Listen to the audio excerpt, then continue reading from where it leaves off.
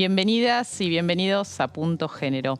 Hoy tenemos un programa cargadísimo. Vamos a arrancar hablando sobre violencia digital de género. Cada vez más mujeres son víctimas de situaciones de violencia digital, amenazas, distribución de imágenes sexuales no consentidas. ¿Qué respuestas les da la justicia? ¿Qué alternativa tienen? Se presentaron 2 proyectos, te los vamos a ir contando. Vamos a hablar también de cómo empezó a regir la prohibición del lenguaje inclusivo en las escuelas porteñas, del primer aniversario de la ley de cupo trans, que cambió en la contratación de personas trans, y también de las consecuencias de lo que deja y de lo que trae el fallo de la Corte norteamericana que deroga la histórica sentencia Roe versus Wade sobre el derecho al aborto. Todo eso hoy en Punto Género. Así arrancamos.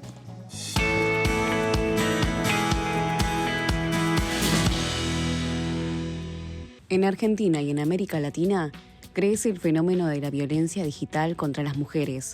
Y si bien la participación, la comunicación y la libertad de expresión son derechos humanos indispensables, que hay que defenderlos, son muchas las periodistas, políticas, activistas y figuras públicas que se ven obligadas a abandonar sus redes por los constantes ataques y agresiones que reciben. Los casos son cada vez más crecientes de ciberacoso, doxing, robo de identidad, difusión de imágenes íntimas no consentidas, entre otras formas de violencia digital que son despiadadas contra las mujeres y más aún contra aquellas con alta exposición pública, como las periodistas y las políticas. Hoy, en Punto Género, los invitamos a reflexionar juntos y a buscar la forma de promover un tratamiento plural, igualitario y no estereotipado, evitando toda discriminación por género u orientación sexual y lograr la forma de democratizar el acceso a una comunicación no violenta y respetuosa de los derechos.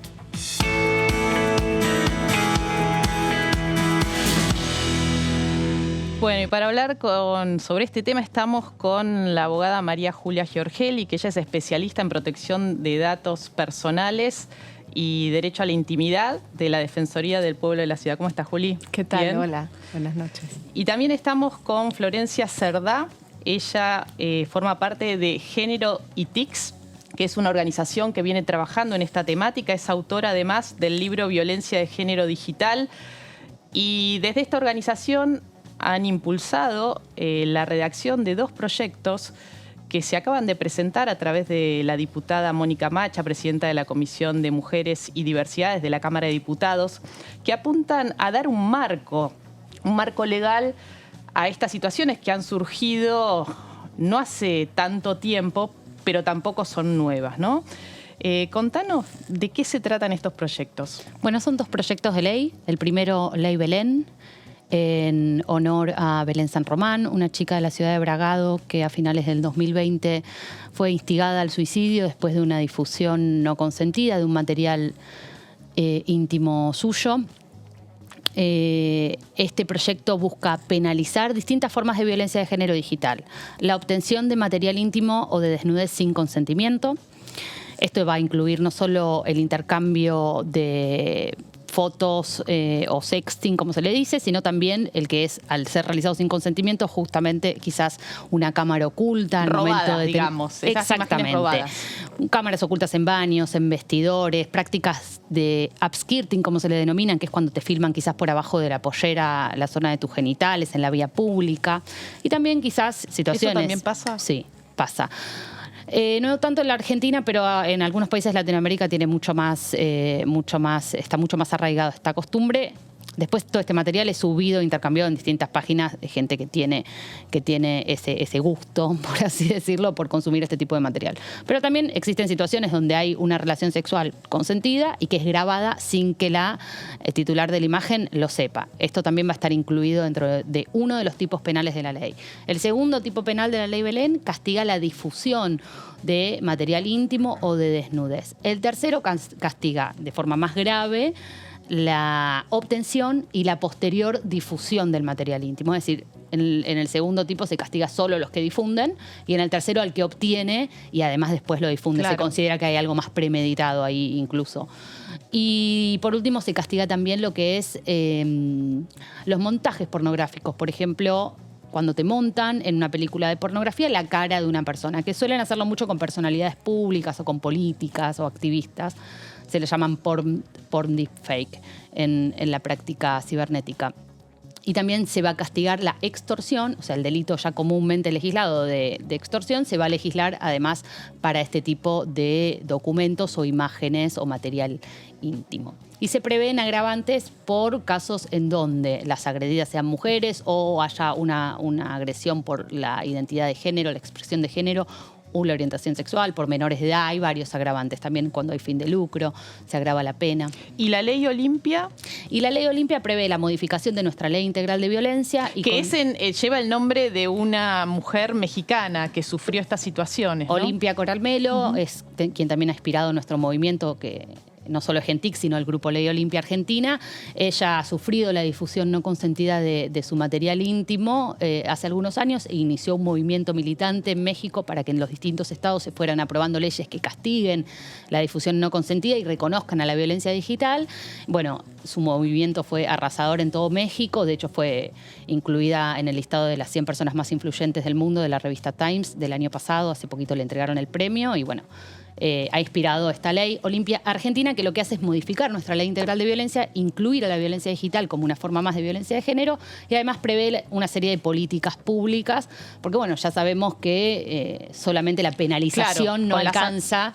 Porque la pena llega cuando el daño ya está hecho. Claro, la idea es llegar antes. Ahora, Juli, ¿qué se puede hacer hoy? Porque son proyectos que acaban de entrar a la Cámara de Diputados, que hay que tratarlos, pero desde hace varios años, digo, con el crecimiento de las redes y de la maldad que hay también, ¿no?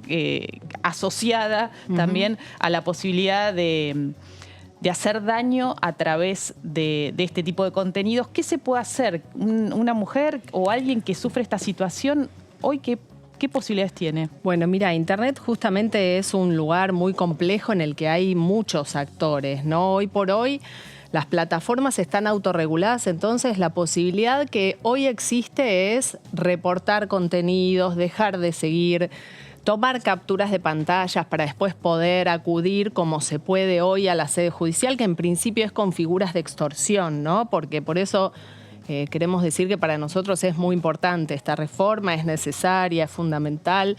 Nos parece también muy importante esto de que está previsto en la Ley Olimpia de la alfabetización digital, porque parece que uno conoce el mundo virtual porque lo tiene a mano todos los días, pero realmente falta capacitación de parte de los operadores judiciales. Así que nos parece como un avance sustancial. Además también porque muchas veces la idea de la virtualidad nos da la sensación de que es algo que es irreal y en realidad hoy ya no existe una diferencia entre el mundo real y virtual y las mujeres son fuertemente dañadas en el entorno digital con muchas de las prácticas que se dijeron acá o con cuestiones relacionadas también con discursos de odio, ¿no? Entonces es importante empezar a trabajar fuertemente en esto y darle herramientas hoy a las mujeres. Nosotros porque pensaba que esto que señalás vos es muy importante porque la mayoría de las víctimas de estas agresiones o estas formas de violencia son mujeres en todo el mundo, ¿no? Así es. Porque es como pareciera que hay esa hazaña, ¿no? Así sabiendo toda la cuestión que hay moral relacionada con la sexualidad todavía femenina, ¿no? Se aprovechan de esas situaciones de vulnerabilidad para generar ese daño. ¿Se puede ir a la justicia? ¿Tiene algún sentido hoy? Mira, nosotros creemos que una reforma así es importante y la justicia me parece que hay que acudir, pero no es la respuesta ideal para nosotros, ¿no? O sea, nosotros creemos que falta capacitación, que la justicia demora. Hay muchos problemas también respecto de la obtención de la prueba porque las empresas tienen jurisdicción extranjera. Claro. La prueba en el entorno digital además es sumamente volátil y sobre todo el tema es que las mujeres lo que quieren es que los contenidos se bajen, ¿no? O sea, que esa imagen imagen no se viralice permanentemente porque terminan exhaustas realmente, ¿no? O sea, los relatos honestos de que no hay fronteras, que a cualquier hora de la noche les llegan imágenes o que les llegan imágenes a sus conocidos. Entonces, por eso nosotros estamos trabajando ahora en la idea de un canal prioritario de denuncias para pedirle, con la colaboración de las empresas, que creemos que justamente... Las empresas son... Bueno, son un las poco... grandes... Sí, son las grandes empresas, ¿no? Son Meta, sí, Google, Twitter, digamos, son todas las grandes empresas, pero... O sea, que este canal sea, que ellos tengan como una respuesta inmediata, sería que las mujeres no queden, o las víctimas no queden dando vueltas ahí. Exactamente. Acá, como ella hacía mención recién, el caso de Belén, que termina suicidándose, las mujeres resultan muy violentadas con estas situaciones, y como ese caso ha habido muchos otros, ¿no? En Italia, el caso de Tiziana, de hace muchos años, que también termina suicidándose, ¿no? El caso de pronto que ahora está también de moda con esta serie en Netflix, Intimidad, que son casos reales, ¿no? En Iveco, en España, y hay allí una persona, una mujer que también termina, ¿no? Suicidándose porque no tolera ser expuesta en su intimidad de ese modo. Entonces, nos parece que es fundamental esto, ¿no? Pedir la rápida baja de contenidos, y hay veces que la justicia eso lo logra, pero otras veces no tanto, porque además las mujeres no todas pueden acceder a la justicia porque no tenés los recursos económicos, culturales, o de pronto, no sé, vivís en un lugar alejado y no tenés un juzgado cercano. Hay discusiones también sobre las competencias, hay veces en la justicia, si son cuestiones ordinarias o federales. Creemos que es importante trabajar en un canal prioritario de denuncias. Esto ya existe en España también, así que estamos desde la Defensoría del Pueblo de la Ciudad de Buenos Aires trabajando en ese sentido. Florencia, ¿vos por qué te involucraste con este tema? Yo empecé un posgrado en Género y Derecho, y mi trabajo final decidí hacerlo sobre violencia de género digital. De ahí empecé a trabajar asesorando víctimas en estos temas. Escribí un libro, armé la organización, empecé a dar clases y capacitaciones en estos temas. Me junté con las chicas del Grupo Ley Olimpia Argentina, son todas víctimas. ¿Y qué te cuentan las mujeres que han sufrido esta situación? Mira, de todo, porque no solo hay difusión no consentida, también hay acoso virtual, y eso es tremendo. Creo que, de hecho, lo que más sufren las mujeres es acoso virtual. Las activistas, las comunicadoras que están ahí al tope de los discursos de odio, amenazas, el envío de material íntimo no solicitado. De hecho, yo tengo un acosador que, por ser feminista, acosa a un montón de compañeras y activistas, que envía fotos y videos de él masturbándose. O sea, las violencias digitales son extensas, no son solo los tipos penales que tenemos dentro de la ley Belén, y por eso después vamos a querer seguir trabajando. ¿Y qué recomendación haces a quienes están sufriendo esta situación en el mientras tanto, ¿no? Mientras las empresas se toman su tiempo para dar alguna respuesta, mientras, bueno, ahora entraron estos proyectos, pero ya había como 23 más que de alguna u otra forma en la Cámara de Diputados, ¿no? Hace 10 años que... Estamos como la campaña nacional del aborto. Espero que esta vez este proyecto tiene que salir, porque hace 10 años que no le dan respuesta a las mujeres. Ahora ha habido 2 que tuvieron media sanción en la Cámara Alta, y en diputados después se diluyen. ¿Y por qué? Me estabas diciendo qué les decían, ¿no? Pero ¿por qué también se diluye? ¿Por qué hay esta falta de respuesta? ¿Por qué esta falta de sensibilidad frente a una situación creemos que tan gravosa? Existe machismo muy arraigado. En el ámbito digital se dan las mismas prácticas machistas que en el resto del mundo analógico, y cuando nosotras presentamos este tipo de proyectos hay muchas discusiones y mucha resistencia, no solo de las compañías proveedoras de Internet, que no quieren que les pidas que baje su contenido, no quieren que haya órdenes de restricción de contenido, alegan libertad de expresión, y también hay un montón de conjunto de personas que están muy mal acostumbradas a consumir los cuerpos de las mujeres como si fueran un objeto público de intercambio dentro de grupos de Telegram, grupos de WhatsApp. Hoy en día cualquiera recibe una foto de una mujer en una pose sexy y la difunde, la reenvía sin ni siquiera preguntarse si esa persona consintió que ese material sea redifundido. Existe toda una práctica de cosificación digital de los cuerpos de las mujeres que, cuando vos planteás que esto se tiene que terminar, enseguida ves una resistencia, pero una resistencia. He hablado con catedráticos, con académicos, con colegas. No, ¿cómo vamos a meter a todo el mundo preso por difundir un video? Bueno, no vamos a meter a todo el mundo preso por difundir un video, pero la realidad es que hay que deconstruir todas estas Hay como conductas. una naturalización de que se puede hacer, como que no es tan, bueno, tampoco es tan malo, ¿no? Tampoco es tan malo, no queremos punitivizar todas las conductas. Nosotras desde el feminismo adherimos, no es que buscamos solo la punibilidad de las conductas, hay que trabajar con políticas públicas educativas y todo, pero bueno, en el mientras tanto no podemos dejar que las víctimas se sigan sufriendo las consecuencias que sufren. No, desde ya. ¿Qué tipo de... Cuando va una mujer que le ha pasado esto, ¿cuál es la primera respuesta que le pueden dar en la Defensoría? Bueno, nosotros trabajamos un poco principalmente con esto, ¿no? Con pedir la baja de contenido, con resguardar esa prueba, tomar capturas de pantalla, pero pedir también el aseguramiento, ¿no? A las empresas, porque esto que hablábamos antes de la volatilidad de la prueba, y hoy en la ciudad de Buenos Aires esto es una contravención, entonces en general lo que hacemos desde la Defensoría es acompañarlas en ese tránsito a esa denuncia en sede contravencional. Justamente estos días hicimos un pedido de informes y durante el año pasado y este año entraron 300 denuncias en las unidades fiscales de la ciudad de Buenos Aires por la figura de esta figura contravencional de difusión no consentida. La verdad nos parece es un montón, ¿no? Porque, o sea, 300 denuncias en lo que va del año pasado y este es un número importante porque esto que hablamos, ¿no? De que no es fácil llegar a hacer una denuncia judicial.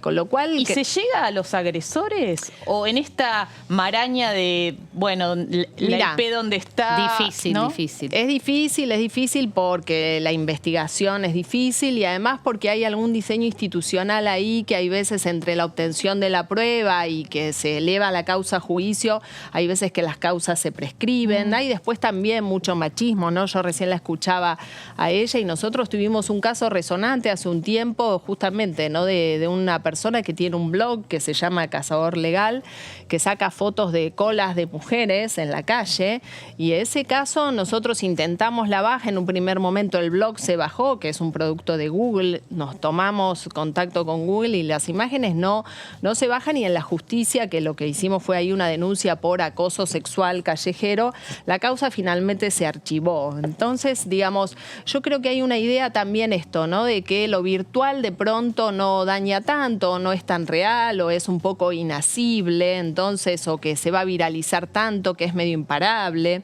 Me parece que hay que apropiarse de la tecnología, que hay que, digamos, trabajar fuertemente en ese sentido, porque además la tecnología avanza de una manera que nos pone a prueba permanentemente, ¿no? Hoy ya estamos hablando de tecnologías inmersivas, que todo el tiempo, digamos, nos va corriendo la tecnología. Entonces es una reforma urgente, ¿no? Creemos que rápidamente hay que empezar a tomar decisiones en este sentido, tomar decisiones también en materia de derecho al olvido de pronto, ¿no? Hace poco en la Corte se discutió el caso de Natalia de Negri y ahí también apareció el sesgo, ¿no? de género, qué pasaba con esto, si era un caso en el que estaba involucrado ahí, había alguna mirada que darle de género. Nosotros desde la Defensoría presentamos un amicus ahí también y bueno, y me parece que son discusiones que se van, digamos, nos van dejando atrás, ¿no? Hoy en Europa el derecho al olvido ya existe, es una garantía para todas y todos tengan que ver con cuestiones de género, ¿no? En Europa, y todavía acá existen un retraso en materia de lo que es los contenidos, ¿no? Y la moderación de contenidos. Bueno, a ver... Te quería, retomando algo que me parece muy importante para las mujeres o las personas que estén sufriendo violencia digital, que ven el programa, esto que me decís, ¿qué les aconsejábamos? Nosotros lo que aconsejamos es el resguardo de esta evidencia digital. Muchas veces, y esto es súper normal, las chicas dicen, bueno, denuncien esta cuenta porque esta persona me está acosando. La llenan de denuncias, el acosador o se da de baja solo o, no sé, Instagram termina cerrando la cuenta. Lo que pasa después es que si vas a hacer una denuncia judicial, una vez que la cuenta está cerrada, ya no podemos rastrear a esa persona. Entonces, muchas veces la captura sirve, sí, pero no me va a servir de nada la captura si yo después no puedo rastrear a la persona. Lo importante para las mujeres que quieran denunciar, porque muchas veces no quieren denunciar, pero quien quiera denunciar es tratar de resguardar la conversación o que esa cuenta que está agrediendo siga vigente, porque si no la investigación se ve frustrada. Qué difícil, ¿no? Qué difícil porque están ahí al acecho y te quedás sin herramientas como para...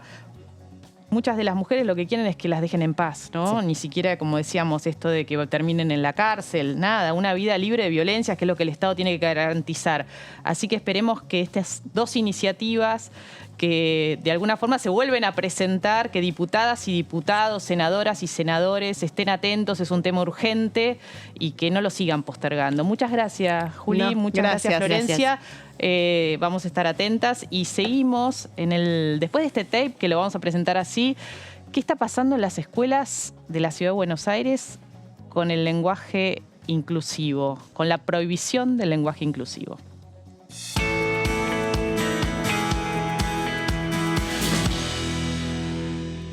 El gobierno porteño prohibió el lenguaje inclusivo en las escuelas. La medida alcanza tanto a los establecimientos públicos como a los privados de la ciudad y a los 3 niveles obligatorios. Si bien el lenguaje va mutando a medida que las sociedades van evolucionando, fuentes del gobierno porteño sostienen que el lenguaje inclusivo genera dificultad para aprender las reglas gramaticales y básicas de la lengua.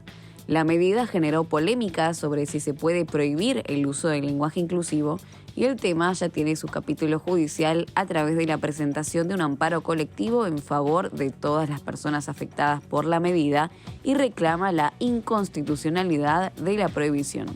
Hoy, en Punto Género, analizamos la polémica que generó esta medida y si se estaría violando la libertad de expresión y el derecho a la identidad que tenemos todos los ciudadanos.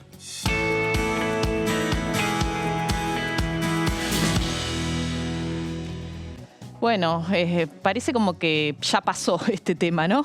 Y sin embargo es muy grave. Se prohibió en la Ciudad de Buenos Aires el uso de la E, la X, la arroba, para nombrar a las personas no binarias, ¿no? El lenguaje inclusivo. Se prohibió por una resolución de la ministra de Educación. Y estamos para hablar de este tema con la legisladora del Frente de Todos, Laura Velasco. ¿Cómo estás, Laura? Muy bien. Gracias por acompañarnos. No, gracias a vos por invitar. ¿Qué está pasando en las escuelas? Mira, les voy a contar una anécdota. Hoy en un chat familiar, una prima cuenta que el viernes fue a una reunión en un colegio público, en un jardín de infantes a preescolar, sobre educación sexual integral y la maestra les aclaró que no iba a hablar en lenguaje inclusivo porque estaba prohibido. Así de fuerte. Es gravísimo porque, mira, bueno, no tengo que contarte que la ministra de Educación de la ciudad nos tiene acostumbrados a, declaraciones mediáticas explosivas y muchas veces, que tienen que ver con estigmatizar a los docentes, a jóvenes.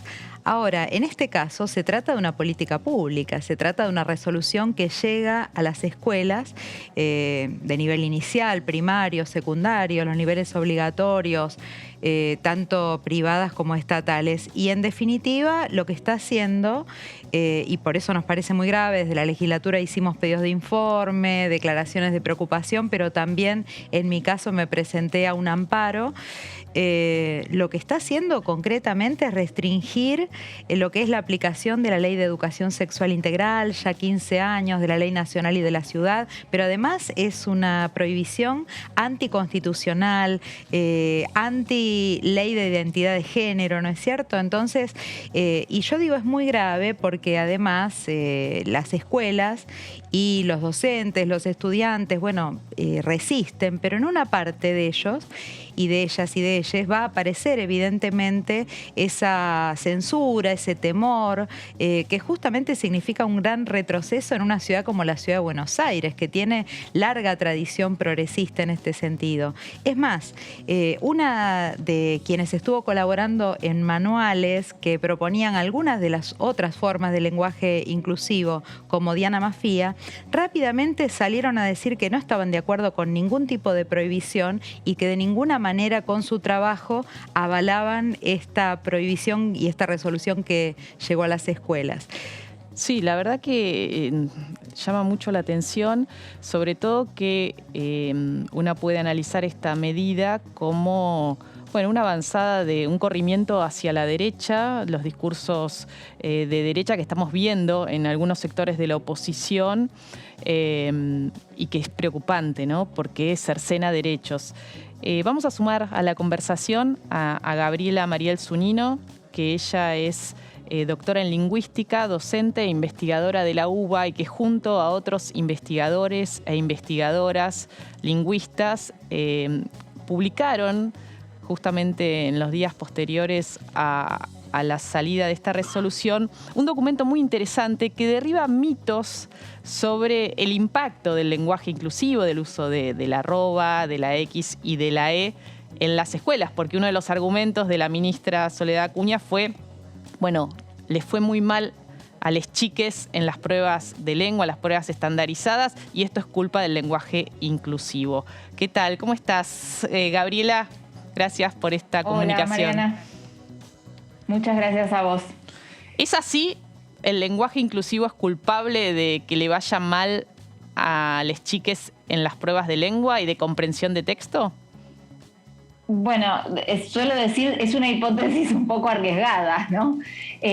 Primero es una hipótesis simplista, ¿no? De hecho, estaba recordando que el jefe de gobierno habló de simplificar las cosas y me parece que, bueno, nada, esta simplificación también llevó a que usaran este nuevo argumento unicausal, y es interesante pensar por qué usan ahora este argumento para decir que las pruebas estandarizadas dan mal, ¿no? O sea, podrían haber utilizado otro argumento tan simple como este, pero igual de en principio inválido. No parece muy sostenible que en todo caso el bajo rendimiento en las pruebas estandarizadas pueda tener que ver con el uso de formas no binarias en este caso. Porque además hay varias confusiones, algunas nosotros marcamos en el documento, varias confusiones teóricas, quiero decir, además de una línea política muy clara, ¿no? Pero en este caso me refiero a las confusiones teóricas, y no solo en relación con que las reglas gramaticales no se adquieren en la escuela, digamos, que eso lo mencionamos en el documento, sino que las niñas ya entran hablando a la escuela, y entonces para producir oraciones ya tienen que tener las reglas gramaticales adquiridas. Pero al margen de eso hay también confusiones en relación con los niveles de procesamiento que supone la comprensión de texto y la lectura como decodificación, digamos, ¿no? O sea, la lectura por sí misma, la lectura en voz alta, simplemente decodificar grafemas en fonemas, decimos los psicolingüistas, no asegura la comprensión de texto, ¿no? Entonces también hay que ver ahí qué se están evaluando, hay como una mezcla muy complicada. Y entonces en esa mezcla se llegan a conclusiones que a veces son erradas porque, bueno, parten de premisas erradas. ¿Qué pasa con el presupuesto educativo? Porque se le echa la culpa al uso de la E, la X, ¿no? A esta situación después de, bueno, 2 años de pandemia, pero también se señaló con mucha claridad que en los últimos años ha venido decayendo el presupuesto real de educación en la ciudad de Buenos Aires.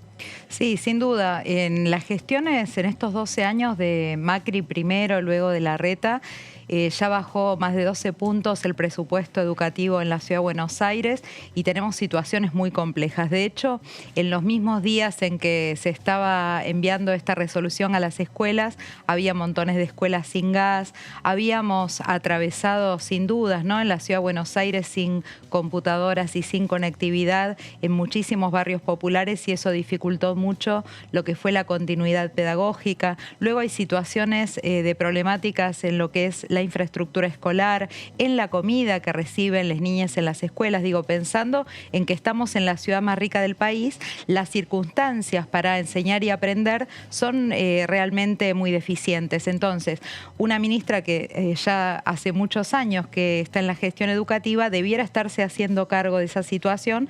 Creo que quiso acusar al lenguaje inclusivo, pero la realidad es que en el propio texto de la resolución, del material que llega a las escuelas, admite, por una parte, lo que decía recién Gabriela, que no hay ningún tipo de evidencia académica, científica, que realmente diga que el uso de estas formas del lenguaje inclusivo generan algún tipo de problema en el aprendizaje de la lectoescritura o en las prácticas del lenguaje. Pero además, en ese mismo texto se hablaba de que el uso de la E, de la X, de la arroba, eran espejo de un una ideología. Y esto es muy complicado porque nos hace pensar en esto de la ideología de género. Sin duda hay una bolsonarización de la política, hay un gesto ahí.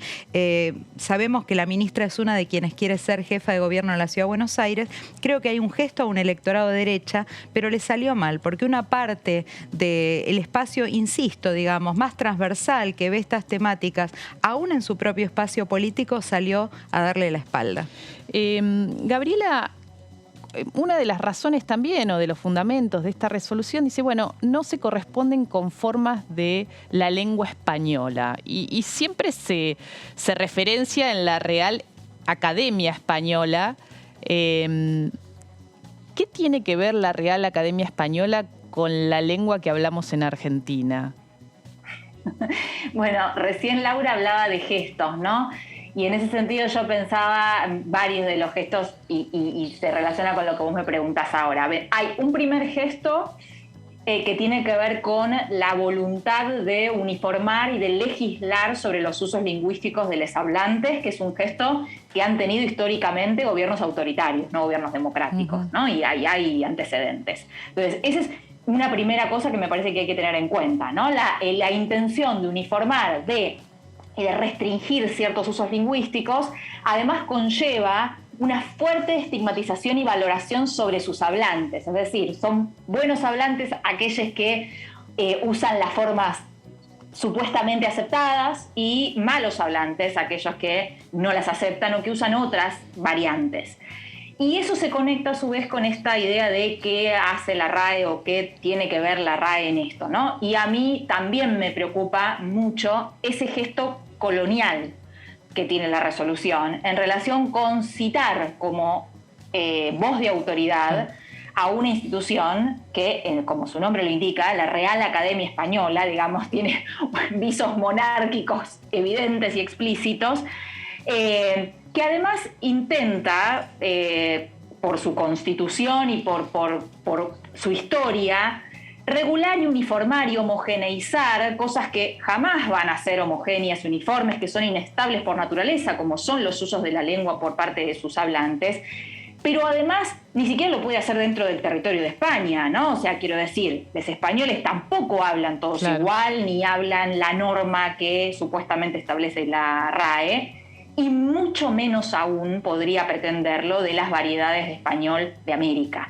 Entonces, ahí una de las cosas que me parece que tenemos que preguntarnos, más allá de lo que quiera hacer la RAE, es por qué nosotros, o el Estado argentino en una de sus partes, decide hacer este gesto de ubicar como voz de autoridad a esa institución, habiendo universidades nacionales, instituciones nacionales como el CONICET, que son voces de autoridad académicas en la materia, desde distintas perspectivas desde las que se puede tratar o abordar este fenómeno, ¿no? O sea, ahí hay algo que tenemos que preguntarnos desde nuestro lugar de argentines, ¿por qué seguimos referenciando ahí? Absolutamente, porque además una institución, como vos bien decías, monárquica, con más de 300 años de historia, donde ha tenido, creo que si no recuerdo mal, 11 mujeres entre cientos de integrantes varones, ¿no? Bueno, muchas gracias a las dos por sumarse a esta reflexión y esperemos que se resistan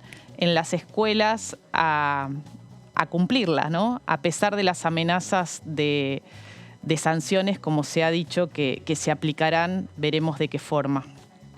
Muchas gracias. Sin duda, gracias. Muchas gracias a ustedes. Vamos a un corte y ya volvemos con más Punto Género. No te vayas.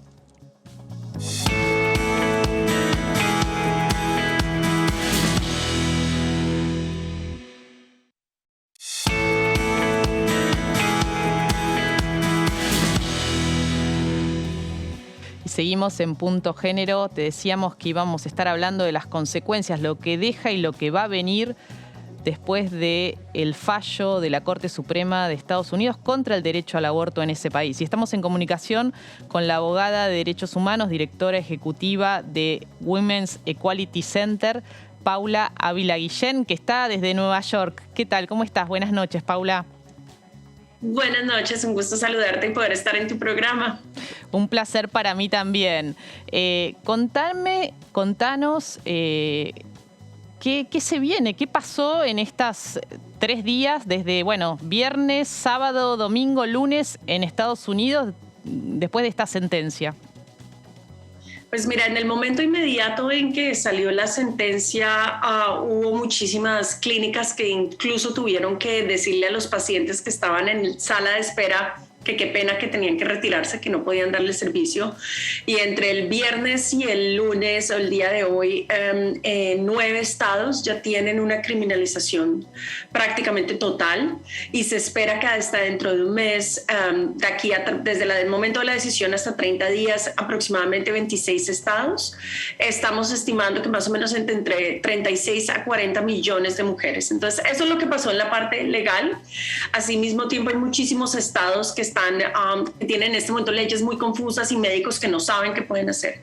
En la parte del movimiento, es que lo que pasó es que la marea verde que nació en Argentina está finalmente llegando a Estados Unidos, y muchas de las protestas, yo incluso llevé pañuelos que tenía y repartí más de 1000 pañuelos en las protestas, y se vio muchísimo el verde y este símbolo de unión y de resistencia y de esperanza que para nosotras significa esa marea verde. Hoy hubo, frente a la Embajada de Estados Unidos acá en la Ciudad de Buenos Aires, un pañuelazo convocado por la Campaña Nacional por el Derecho al Aborto para expresar, ¿no?, la solidaridad desde acá, desde el sur global, hacia las mujeres y personas gestantes en Estados Unidos. Como vos decías, entre 36 y 40 millones de ellas van a estar afectadas porque viven en estados que van a imponer estas restricciones o las están imponiendo en estos momentos, ¿no? Sí, y adicionalmente porque muchas de las personas que viven en estos estados no necesariamente todas van a poder viajar a otros estados. Entonces, si bien en los casos de algunas se presentan que las posibles soluciones, viaja a un estado que se están volviendo estados resguardadores de los derechos como Nueva York, California, Colorado, New Jersey, Illinois, la realidad es que para muchas de las mujeres y personas gestantes que viven en esos estados, viajar no es una posibilidad, ya sea por recursos económicos o porque no pueden escapar de algún tipo de relación abusiva en la que estén, o ya sea sencillamente porque no tienen documentos, y el susto de pasar de un estado a otro, o el susto de manejar. Muchas personas que están sin documentos en el país, sin la situación migración regular, pues ni siquiera tienen licencia de conducción. Entonces, esto, como lo sabemos, y tú lo has reportado 1000 veces, estas restricciones afectan desproporcionadamente a cierto tipo de mujeres, y son las mujeres y las personas que están en mayores estados de vulnerabilidad, que están en situaciones de pobreza, que ya están en situaciones de violencia, y pues no es nada diferente en Estados Unidos. ¿Qué les queda como aprendizaje en relación, este fallo se logra después de muchos años en los cuales la derecha conservadora venía esperando la posibilidad de tener una mayoría conservadora en la Corte Suprema, que se consolida con los 3 nombramientos que se hacen durante la gestión de Donald Trump? Y sabemos que hay una articulación a nivel internacional de este tipo de sectores antiderechos, conservadores, de la ultraderecha, que buscan cercenar nuestros derechos sexuales, reproductivos, para los derechos que han ampliado la agenda, la ciudadanía para personas LGBTIQ+. ¿Qué lecciones quedan? Porque desde Argentina estamos viendo con preocupación el crecimiento de estos discursos de derecha, de estos corrimientos hacia la derecha. Acabábamos de hablar recién que en la Ciudad de Buenos Aires se prohibió hace poquitos días el uso del lenguaje inclusivo, el uso de la E, de la arroba, de la X para nombrar a las identidades no binarias, viéndolo como parte de esa trama también que la hemos visto en Brasil, y la vemos en Guatemala, y la vemos en Perú, con leyes que atentan contra la educación sexual integral o le dan lugar a padres de familia, estas agrupaciones con Mis Hijos No Te Metas, que están en contra de una educación integral desde una perspectiva de derechos, ¿no? Entonces, ¿qué mensaje nos podrías dar en relación a lo que han aprendido o lo que hay que estar atentas y atentos frente a esta avanzada antiderechos? Creo que lo acabas de decir, es que hay que estar atentos, que nunca hay que bajar la guardia. Y yo creo que lo que pasó en Estados Unidos es que se sentían demasiado confiadas en un sistema legal que normalmente no cambia precedentes, y creo que alguna periodista lo decía en el momento que estaba transmitiendo, y es: los derechos sociales son derechos que, si bien se ganan, nunca se dejan de estar en amenaza, y nos toca estar permanentemente luchando por ellos. Y lo otro es que creo que es algo más bien que nos deja enseñanza al revés, o que yo estoy tratando de traer de lo que he visto y de las luchas que he visto en América Latina, en Argentina, en México y en Colombia, y es que esto nunca es solo una batalla legal, que no podemos dejar solo esto en manos de las cortes y de las abogadas, que el movimiento social, que la cobertura mediática, que la suma de voces que no necesariamente son legales, sí, como de los profesionales médicos de la salud, de las mujeres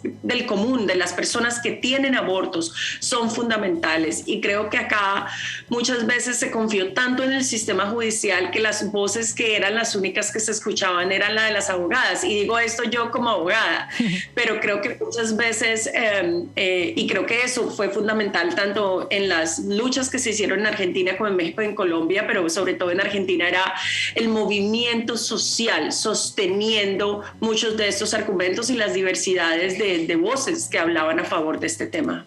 Muchísimas gracias, Paula, por esta comunicación. Buenas noches. Muchísimas gracias a ti, que estés muy bien. Buenas noches. Y hablando de movilización social y de los cambios logrados, también hace un año se logró la sanción de la ley de cupo laboral trans. Justo ahora estamos cumpliendo el primer aniversario y queríamos hablar sobre el impacto que ha tenido, no solo en el sector público, donde ya se han incorporado al Estado Nacional alrededor de 409 personas trans, según las estadísticas del Ministerio de Mujeres, Géneros y Diversidades, sino en el sector privado. Y estamos con Chio Perchivale, ¿así se dice? Sí. Bueno, Chio, ¿qué tal? Buenas noches. Buenas noches, muchas gracias por invitarme. A vos, pero te voy a presentar bien, porque sí. Vos sos parte de la plataforma y de la iniciativa de un proyecto muy interesante que ya hemos comentado en otro momento en el programa, que es Contrata Trans, que se trata de una iniciativa de una ONG que lo que propone es tender puentes entre las personas trans que necesitan conseguir trabajo, orientándolos, llenando un currículum, formándolos o acompañándolos en ese proceso, y capacitan a las empresas para recibir a personas trans, ¿no? Para crear ambientes libres de violencia, de discriminación, de prejuicios. ¿Qué han logrado en este año? Bueno, por empezar, nosotros como plataforma de empleo de personas trans ya tuvimos casi 150 inserciones laborales en muy poco tiempo, o sea, más o menos fueron en 2 años, porque en realidad la plataforma y el programa tienen 3 años de vida, pero aunque parezca muy poco, es un trabajo muy arduo. Nuestro equipo es un equipo conformado de personas trans, y en este tiempo lo que hemos logrado es capacitar a más de 3.000, 4.000 personas, y estas son estadísticas del año pasado. Todavía no tenemos las de este año, pero sabemos que son muchas más, en especial durante todo este mes, que es el mes del orgullo. Las empresas suelen priorizar hacer capacitaciones porque justamente quieren seguir fomentando, ¿no?, la inclusión de las personas trans. Y el cupo laboral ayudó muchísimo a esto. ¿Por qué? Porque al ser una legislación visibiliza también la realidad del colectivo, que nuestro colectivo es un colectivo muy violentado, muy vulnerado en un montón de situaciones, y en especial en el ámbito laboral. Entonces, un poco la ley ayuda, pero no solo porque visibiliza, sino también porque está el artículo 11 de la ley. Que establece una serie de incentivos, ¿no?, para el sector privado. Sí, para las pymes me parece que es 2 años descuentos en los impuestos, y para las empresas más grandes es 1 año de no pagar los impuestos. Cargas patronales. Cargas patronales, exacto.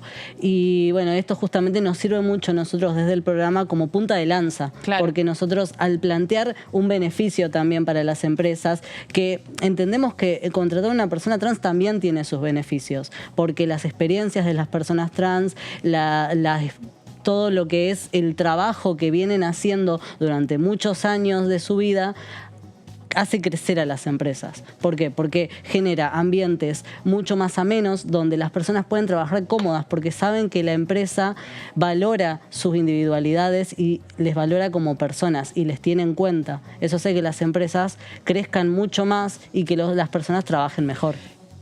Ustedes tienen un programa de capacitación. Sí. ¿Cómo puede vincularse alguien que está mirando y dice, me interesa la posibilidad de incorporar una persona trans en mi organización?